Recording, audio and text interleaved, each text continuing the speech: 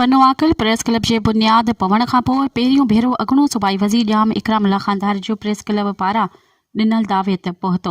खेसि press club जे सदर जमील लंजार पारां आजियाणो ॾिनो वियो। PS 22 ते PPA जो उम्मीदवार जाम इकराम अल्लाह खानदार जो पंहिंजे नंढे भाउ पीपल्स पार्टी अॻवान जाम ग़ुलाम कादिर धारेजो सां गॾु पहुतो। इन मौक़े ते प्रेस क्लब जे सदर जमील लंजार पारां जाम इकराम धारेजो खे प्रेस क्लब में आमद ते दिल सां भलीकार कयो ऐं खेसि प्रेस क्लब जे बुनियाद रखण बाबति अॻूणी अपोज़िशन लीडर सैयद खुर्शीद अहमद शाह, क़ाइदे सहाफ़त लाला असद पठान ऐं अॻूणी आपाशी वज़ीर जाम सैफुल्ला खान धारेजो जी शानदार काविशुनि खां आगाह कयो ऐं साॻियो सेका जारी रखण जो चयो। जाम इकराम अल्लाह खान धारेजो ख़िताब कंदे सहाफ़ियुनि जो शुक्रिया अदा कयो ऐं प्रेस क्लब जे तामीर में सहकार जारी रखण जो वचन कंदे इलेक्शन बाद प्रेस क्लब में ॿीहर बि चाह जी दावत में शिरकत करण जी ख़्वाहिश ॾेखारी।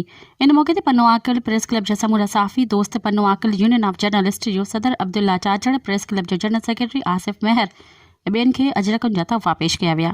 मज़ीद ख़बरनि ऐं तफ़सीलात लाइ विज़िट कयो असांजी वेबसाइट www.awamiNewsHD.com ऐं ॾिसंदा रहो अवामी न्यूज़ HD।